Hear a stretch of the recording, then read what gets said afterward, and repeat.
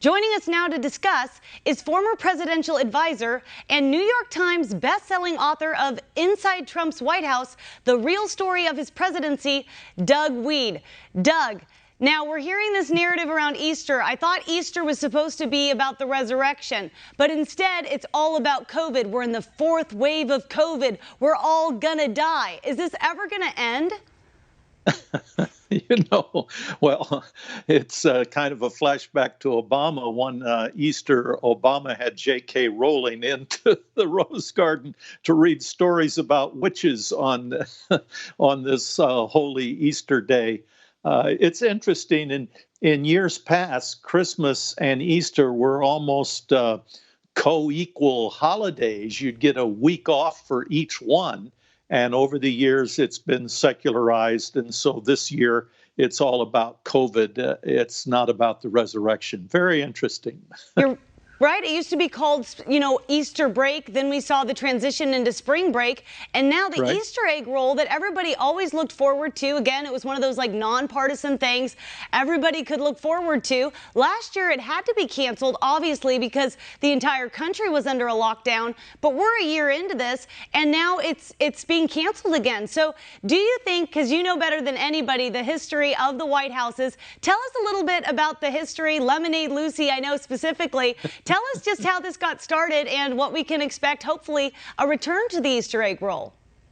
Yeah, well, Dolly Madison, she gets the short shrift, but she was a wonderful first lady. She introduced a new delicacy, a dessert at a state dinner in the White House. It was from France, and it was called the ice cream cone. And she stood up and instructed the dining guests how to eat it. You eat the whole thing. And that became the rage in America. She was a great first lady. She introduced the Easter egg roll, doesn't get credit for it. And it was on Capitol Hill. And it got so messy, tens of thousands of kids would come. Over the years, Congress finally passed a law to end it. And that's when Rutherford B. Hayes and his wonderful first lady, Lemonade Lucy, Lucy Hayes, brought it to the White House. And it's been there ever since, except for a couple of years that during the war. Right, and whether sometimes we would hear about it being canceled for that, but never, it's again, COVID has become so ideological, where it's like, oh, we're protecting everybody. These are kids. I mean, theme parks are already starting to open at a certain level of capacity. So it's not like the country's been in shutdown for a year, unless you're in a Democrat state. Even churches are still semi-closed or only holding outdoor services.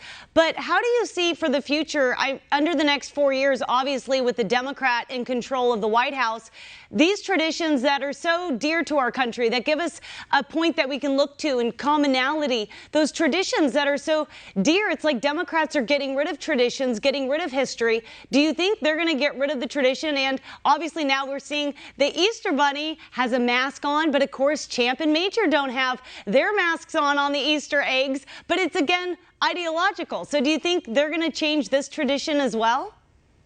Anything is possible in this cancel culture. And there's so many things happening now that I never expected would happen. I mean, just think of it that churches all over America, many of them are still closed.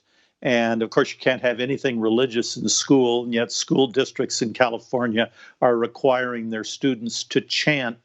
To chant these Indian chants. So some religions are promoted, Jewish religion, Christian religion are demoted.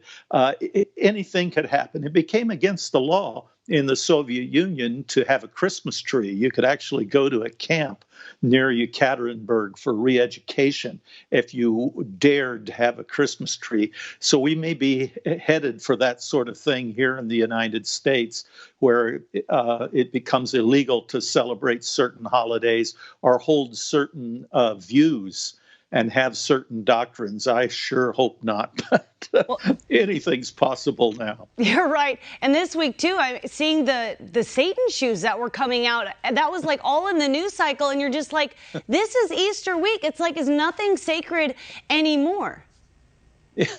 Yeah. And we're learning that a lot of tennis shoes are made by slave labor in China, Islamic slave labor in China.